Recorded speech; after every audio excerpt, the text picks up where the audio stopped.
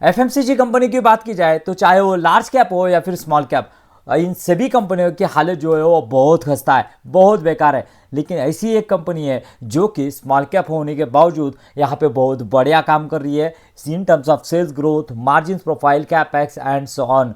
सो दोस्तों, आज की वीडियो में हम बात करने वाले हैं मनोरमा इंडस्ट्रीज के बारे में, जो कि यहाँ पे बहुत तेजी से यहाँ पे ग्रो कर रही है in terms of all metrics. So जानेंगे कैसा है इसका बिजनेस मॉडल डीप में, जिससे कि हमें आगे यहाँ पे फर्स्ट टाइम हम यहाँ पे ट्रैक कर रहे हैं और आगे से यहाँ पे कंटिन्यूसली ट्रैक करते रहने वाले हैं। अगर ट्रैक करना है तो चैनल को सब्सक्राइब कीजिए, बिकॉज ऑफ एक हाई ग्रोथ इंजन हमें लग रहा है और उसके साथ साथ वैल्यूएशन का भी कंपनी, इन सभी के बारे में यहाँ पे डिटेल में चर्चा करने वाले हैं। लेकिन जैसे कि हम हमेशा कहते हैं, लर्निंग है तो अर्निंग है, चलिए कुछ नया सीखते हैं। सो दोस्तों, सबसे पहले समझते हैं कंपनी का बिजनेस मॉडल क्या है, कंपनी पैसा कैसा बनाती है, रेवेन्यू कैसे जनरेट करती है और प्रॉफिट कैसे जनरेट करती है।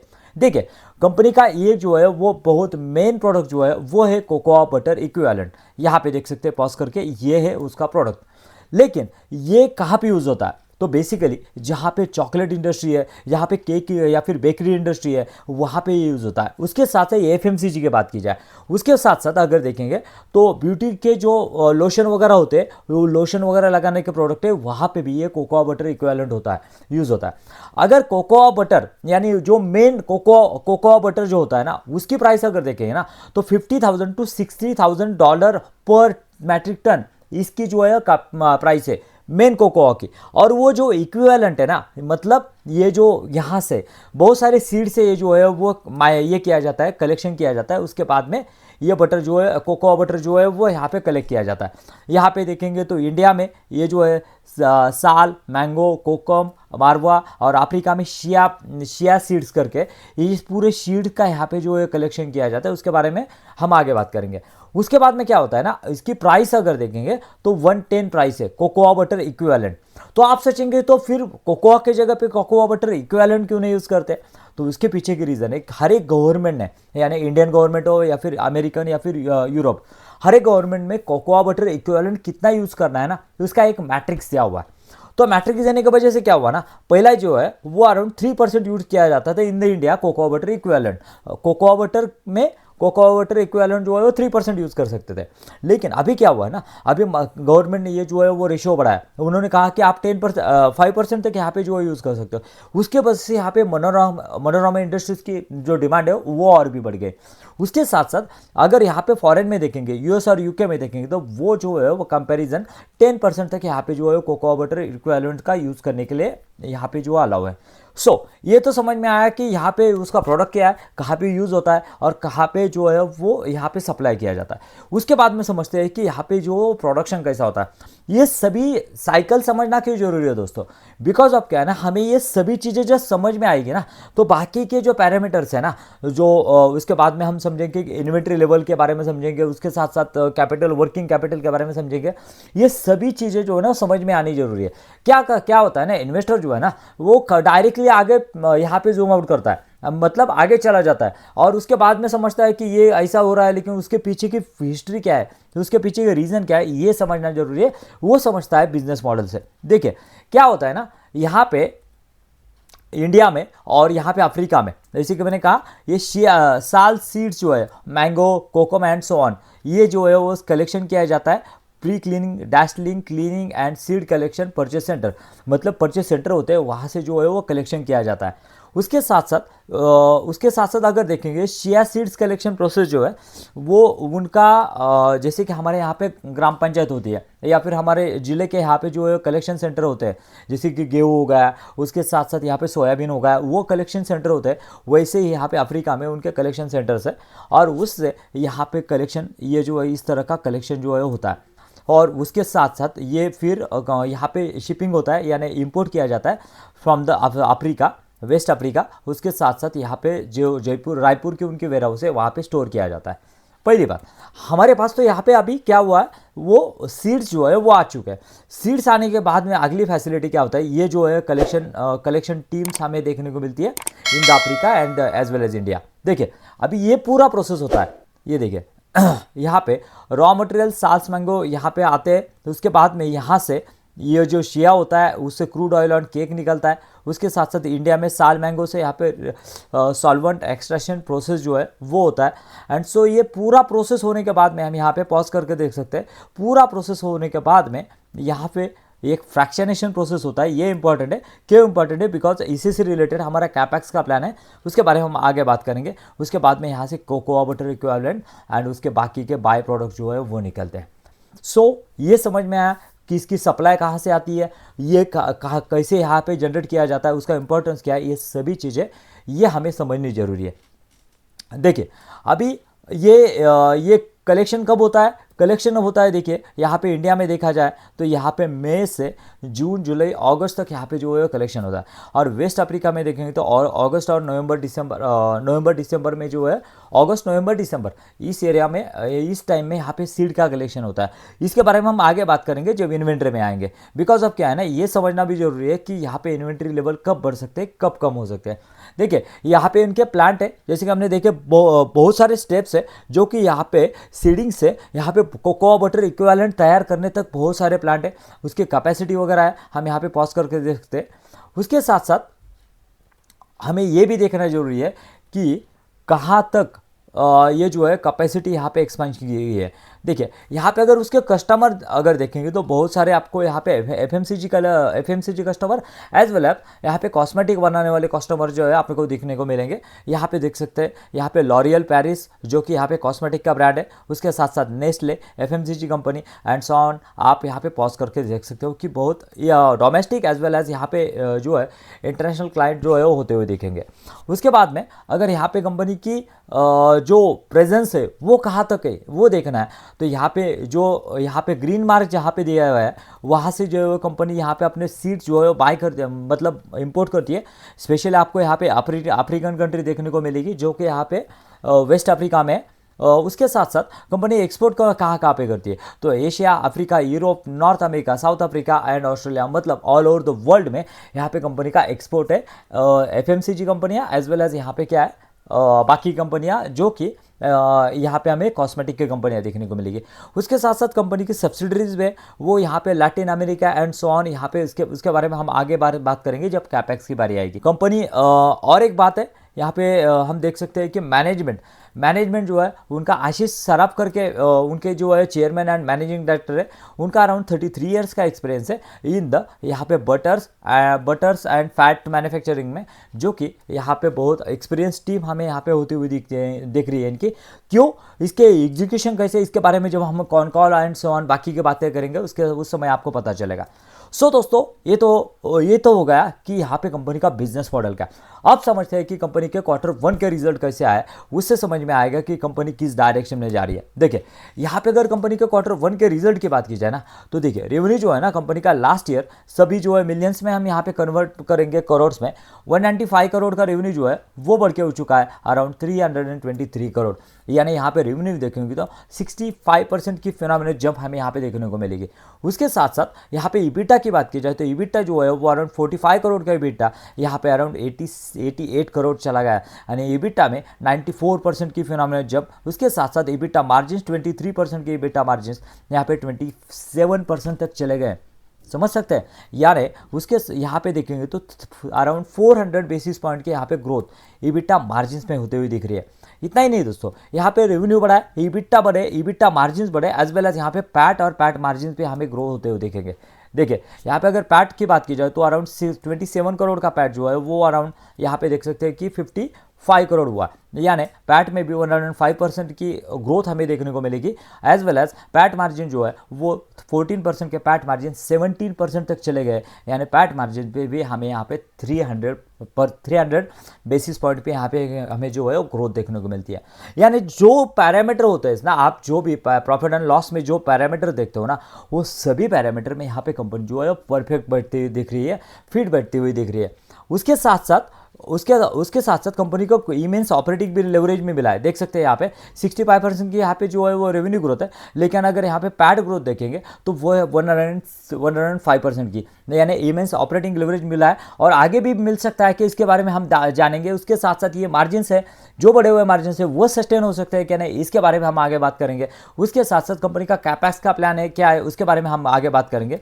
लेकिन उससे पहले यहाँ पे अगर ईयर H1 वर्सेस H1 की बात की जाए, बिकॉज क्वार्टर ऑन क्वार्टर तो ठीक है आपने बढ़िया परफॉर्मेंस दिखा है, लेकिन H1 वर्सेस H1 की बात की जाए तो यहाँ पे देखिए 86% से यहाँ पे रेवेन्यू बढ़ा है, उसके EBITDA जो 131% से बढ़ा है, and as well as PAT भी हम देख सकते हैं कि यहाँ पे पैड भी किस तरह का यहाँ पे बढ़ा है। तो पैड की बात की जाए तो 162% से यहाँ पे कंपनी का पैड जो है वो ग्रो होते हुए दिख रहा है, यानी सभी पैरामीटर में कंपनी जो है वो one of the best company करती हुई दिख रही है। That is really appreciable. उसके बाद में दोस्तों कंपनी का गाइडेंस कितना था, कंपनी का गाइडेंस कितना रिवाइज हुआ है जो कि पॉजिटिव सेंटीमेंट बताता है हमें, ये भी हम इसके बारे में आगे बात करेंगे। दोस्तों बिजनेस मॉडल समझते समय हमने एक यहाँ पे जिक्र किया था कि फ्रैक्शनेशन कैपेसिटी, यानी जो जब एंड पे आता है ना ये कोको बटर निकलने तक, तो एक प्रोसेस रहता है फ्रैक्शनेशन प्रोसेस, जिसकी कैपेसिटी जो है वो अभी है 40,000 मैट्रिक टन पर एनम, जो कि लास्ट ईयर ही उन्होंने इनहांस की थी 15 से यहाँ पे 40 किया था, यानी 25,000 जो है मैट्रिक टन पर एनम इन्होंने ऐड किया था।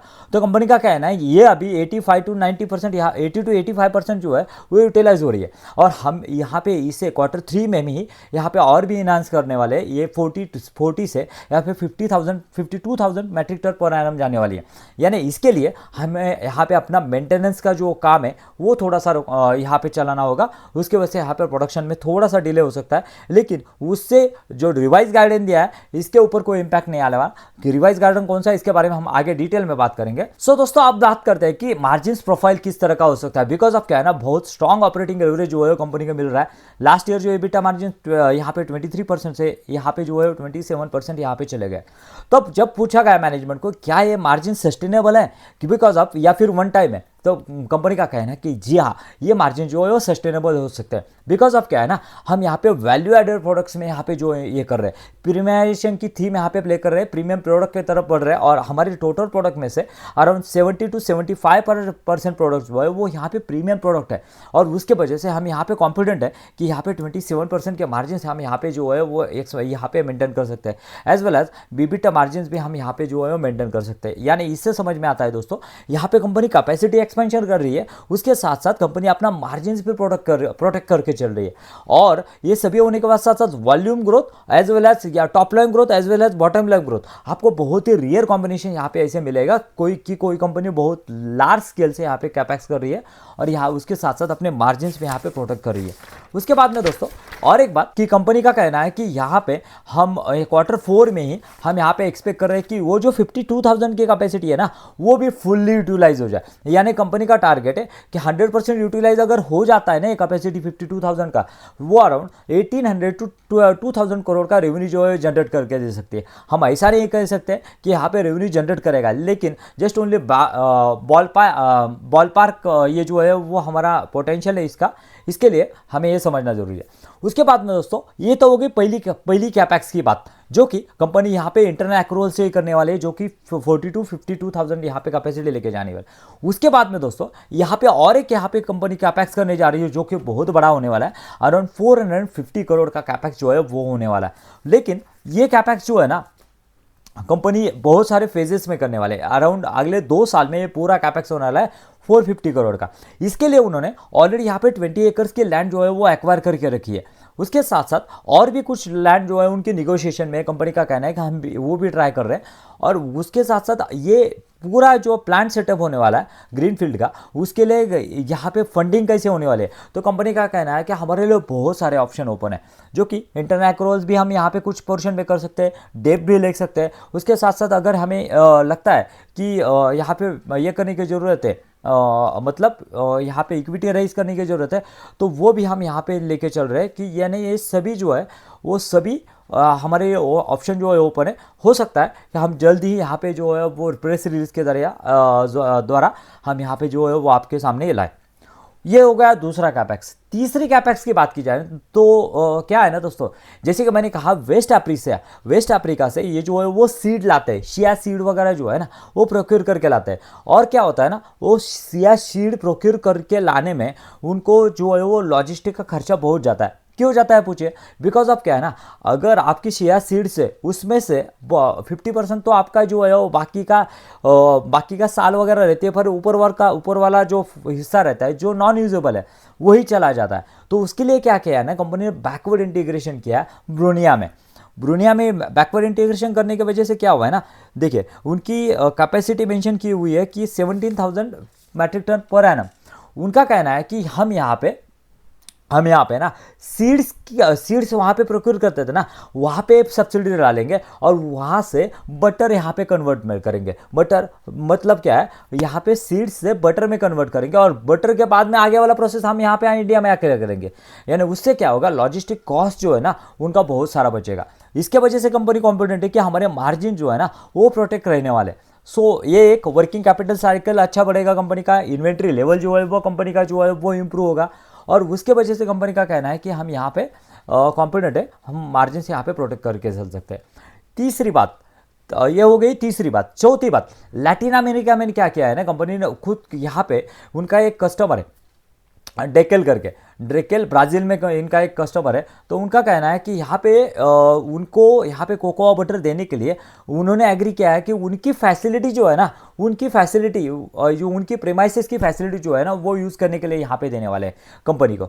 उससे बेनिफिट क्या होगा, देखिए यहाँ पे एसेट लाइट मॉडल होगा, उसके लिए कैपेक्स नहीं करना होगा, उसके साथ साथ उनका पूरा फैसिलिटी उनको यूज़ करने को मिलेगा। उनके रीजन के नए नए कस्टमर यहाँ पे जो है वो यहाँ पे उनको अवेलेबल हो गए। उसके साथ साथ लोकल मार्केट में भी पेनिट्रेट करने के लिए उनको पॉसिबल होगा, आसान होगा, इजी होगा। ये सभी चीज़ें क्या होगी इन टर्म्स ऑफ यहाँ पे कंपनी का जो है वो खर्चा तो कम होगा, लेकिन कंपनी को ग्रोथ की अपॉर्चुनिटी जो है वो बड़ी बड़ी ओपन हो सकती है उसके साथ साथ। दोस्तों ये तो हो गए 4 चीज़ें कैपेक्स की, जो कि दर्शाता है कि कंपनी में भूख कितनी है, हंगर कितनी है ग्रोथ की। कि यहाँ पे सभी मायने में कंपनी मार्जिन्स प्रोटेक्ट करने को देख रही है, कैपेक्स भी यहाँ पे ला रही है। जैसे कि कंपनी देख रही है कि आगे अपॉर्चुनिटी ज़्यादा है, डिमांड ज़्यादा है। कंपनी को अगर डिमांड नहीं दिख रही है तो कंपनी कोई भी कैपेक्स नहीं करेगी। और कंपनी का कहना है हमारे पास इमेंस ऑर्डर है, उसके वजह से हम यहाँ पे कैपेक्स कर रहे हैं। उसके साथ साथ कंपनी का अगर कस्टमर बेस जैसे कि हमने देखा, मोंडालेज, नेस्ले, हार्शे और फेरेरो, ये करके कुछ नेशनल और इंटरनेशनल क्लाइंट है उनके। तो उनका कहना है कि हमारा जो है वो अराउंड यहाँ पे 10 कस्टमर से 40% रेवेन्यू आ रहा है और वो भी हम अभी और भी चाह रहे हैं कि उसको भी रिड्यूस करें, जो कि ये दर्शाता है कि क्लाइंट कॉन्सेंट्रेशन रिस्क और भी कंपनी कम करना चाह रही है। उसके साथ साथ कंपनी का कहना है कि इसके कॉन्ट्रैक्ट जो है ना वो अराउंड यहाँ पे 9 to 12 मंथ के कॉन्ट्रैक्ट रहते हैं। यानी कोकोआ बटर के प्राइसेस आपके कम होने दो या फिर ज़्यादा होने दो, हमें इससे कोई फ़र्क नहीं पड़ता। हमें यहाँ पे जो कॉन्ट्रैक्ट किया होता है ना उसके ऊपर हम यहाँ पे जो स्टिक रहते हैं और उसके वजह से हम यहाँ पे अपने मार्जिन पे प्रोटेक्ट कर सकते हैं। अकॉर्डिंगली हम यहाँ पे अपने मार्जिन जो है वो प्रोटेक्ट कर रहे हैं। दोस्तों अभी तक वीडियो अगर अच्छा लग रहा है तो वीडियो को लाइक करना मत भूलिए, बिकॉज ऑफ ऐसे ही अच्छे इंफॉर्मेटिव कंटेंट लाने के लिए बहुत एफर्ट लगता है। और अगर आपको वीडियो अच्छा लगा है तो ऐसे ही वीडियोस के लिए चैनल को सब्सक्राइब करना मत भूलिए। दोस्तों अभी देखिए 58% रेवेन्यू जो है वो एक्सपोर्ट से आता है। यानी रेवेन्यू एक्सपोर्ट से आता है तो आप सोच रहे हो तो यूएस से आता है कि यूएस से जस्ट ओनली 3% का कॉन्ट्रीब्यूशन है। और उसके वजह से क्या है ना, वो टेरिफ वाला जो तलवार लटकी हुई है ना बहुत सारे यहाँ पे कंपनी के ऊपर, इस कंपनी के ऊपर नहीं, बहुत निग्लिजिबल रेवेन्यू जो है वो यहाँ पे एक्सपोर्ट से आता है। 42% रेवेन्यू जो है वो यहाँ पे इंडियन मार्केट से आता है, जो कि ये कंपनी को दिखाता है कि यहाँ पे कंपनी के पास एक्सपोर्ट से यहाँ पे जैसे जैसे डॉलर के प्राइसेस बढ़ेंगे ये भी एक बेनिफिट देगा। मार्जिन्स भी एक्सपोर्ट्स के कंपैरेटिवली अच्छे होते हैं। ये एक कंपनी को लीड देता है। दोस्तों अब बात करते हैं कि कोकोआ बटर और कोकोआ इक्विवेलेंट ये जो है कंपनी का क्या कहना है ना, मतलब एक एनालिस्ट ने उनको पूछा कि यहाँ पे अगर कोकोआ बटर के प्राइसेस जो है वो गिर जाते हैं तो हो सकता है क्या कि कोकोआ इक्विवेलेंट के प्राइसेस भी गिर जाए। जैसे कि मैंने कहा कि 10 टाइम्स की डिफरेंस है, मतलब 50 to 60,000 टू 5,000। यानी अगर 10% गिर जाता है तो ये भी 10% गिरेगा क्या? तो ऐसा नहीं है। ये एक लॉजिक समझना जरूरी है। बिकॉज अब क्या है ना, अगर आपको मैक्सिमम कितना यूज़ कर सकते हैं, इंडिया में 5% और यहाँ पे यूरोप और यहाँ पे अमेरिका में 10%। उससे ज़्यादा तो आप यूज़ नहीं कर सकते। और कितने भी यहाँ पे अगर 50% भी प्राइस अगर नीचे आ जाए तो भी आप यहाँ पे ये कोकोआ बटर छोड़ के आप यहाँ पे कोकोआ बटर इक्विवेलेंट छोड़ के कोकोआ बटर तो यूज़ नहीं करोगे। यानी ये दोनों कमोडिटी जो है वो अलग अलग है, डिफरेंट डिफरेंट है, इसलिए ये दोनों इसकी एक दूसरे को प्राइस को यहाँ पे जो है वो जस्टिफाई नहीं करते, इसके प्राइस वेरिएंट जो है वो अलग अलग रहते हैं। उसके बाद में दोस्तों कंपनी का डेप्ट टू इक्विटी देखें तो 0.57 है। यानी कंपनी का कहना क्या था हम यहाँ पे और डेप्ट से भी यहाँ पे जो है पैसा जो है रेज कर सकते हैं। ये भी एक बात सोचने वाली। उसके साथ साथ कंपनी का टारगेट जो है, देखिए वर्किंग कैपिटल साइकिल मतलब क्या है, कंपनी के पास पैसा कितने जल्दी आ रहा है। पहला कितना आ रहा था पता है क्या, 151 डेज लग रहे थे कंपनी को पैसा रिटर्न आने में, अभी लग रहे हैं 97 डेज। बिकॉज ऑफ क्या है ना, कंपनी ने यहाँ पे एफिशिएंसी बढ़ी है, उसके साथ साथ अपना साइकिल भी बेटर किया। उसके साथ साथ अगर ये जो बाकी के सभी चीज़ें अगर एग्जीक्यूट जल्दी हो जाती है ना, मतलब अफ्रीका से जो सीड आने वाले इंस्टेड ऑफ दैट बटर आएंगे, उसके साथ साथ यहाँ पे जो इन हाउस फैसिलिटी बिठाने वाले लैटिन अमेरिका यानी ब्राज़ील में, उसके साथ साथ यहाँ पे 52,000 की कैपेसिटी जो है ये जो एक्सपेंशन होने जा रहा है, ये सभी जो है वो उससे क्या होगा, साइकिल जो है कंपनी का यहाँ पे इंप्रूव होगा। और कंपनी का कहना है कि अगले 2 साल में ना हम यहाँ पे 75 डेज तक लेके आने वाले, जो कि 97 डेज है। यानी ये एक लीवर हो गया कंपनी के लिए। वर्किंग कैपिटल साइकिल अगर बढ़ेगा तो कंपनी का कैश फ्लो जो है वो इंप्रूव होगा। सो दोस्तों अब बात करते हैं कि मनोरमा इंडस्ट्रीज में डील कैसी बन रही है। देखिए यहाँ पे अगर बात की जाए तो लास्ट ईयर की FY 2025 में 771 करोड़ का कंपनी ने रेवेन्यू बनाया था, along with the PAT margin 14.53 जो कि था 112 करोड़।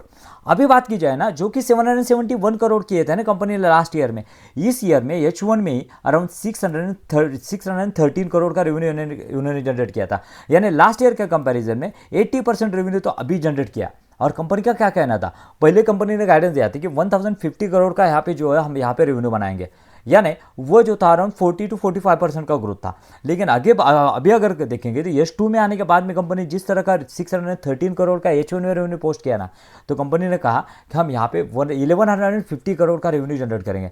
यानी कि ये कितना होता है, 50% की ग्रोथ। अगर यहाँ पे अगर एग्जिस्टिंग अगर पी देखेंगे ना आपको यहाँ पे 8,000 करोड़ के मार्केट कैप के साथ में अराउंड 46 का यहाँ पे जो है वो आपको पी दिखेगा। लेकिन अगर यहाँ पे फॉरवर्ड पी देखते हैं ना कि आपका यहाँ पे पैट मार्जिन जो है वो इंप्रूव होने वाला है। जैसे कि हमने देखा अराउंड TTM में देखें तो 16% का यहाँ जो है पैट मार्जिन है वो फिर हो जाएगा अराउंड यहाँ आपका प्रॉफिट हो जाएगा 194 करोड़। और 194 को अगर हम यहाँ पे 8,000 से डिवाइड करते हैं तो वो फॉरवर्ड फी निकल के आता है यानी 42। यानी अगर आप यहाँ पे देखेंगे तो जो ये इस टाइप का स्टॉक है ना, जो नया रिजल्ट आने के बाद में इसका पी जो है ना वो बहुत चीप हो जाता है। जो कि 60 to 65 का पी था वो अभी आ गया अराउंड यहाँ पे 41 तक। यानी फॉरवर्ड भी ये बन जा रहा है यहाँ पे 41-42 तक, जो ग्रोथ आपको 50% की दे रहा है। उसके साथ साथ यहाँ पे कंपनी का रेवेन्यू बढ़ रहा है, EBITDA मार्जिन बढ़ रहे हैं, कंपनी का पैट मार्जिन बढ़ रहे हैं, कंपनी का पैट बढ़ रहा है, EPS बढ़ रहा है। और उसके साथ साथ यहाँ पे जस्ट ओनली 41 का PEP अगर मिल रहा है तो I don't think this is a bad deal. So दोस्तों ऑब्वियसली कोई रिकमेंडेशन नहीं है, लेकिन ये एक अच्छी कंपनी है जो कि मुझे लग रहा है कि यहाँ पे ग्रो कर सकती है। सो हमें इसको रडार पे रखना चाहिए और कंटिन्यूसली ट्रैक करना चाहिए। हम इसको ट्रैक करेंगे तो चैनल को सब्सक्राइब कीजिए अगर इसको ट्रैक करना है तो। मिलते हैं नए वीडियो में, थैंक यू वेरी मच।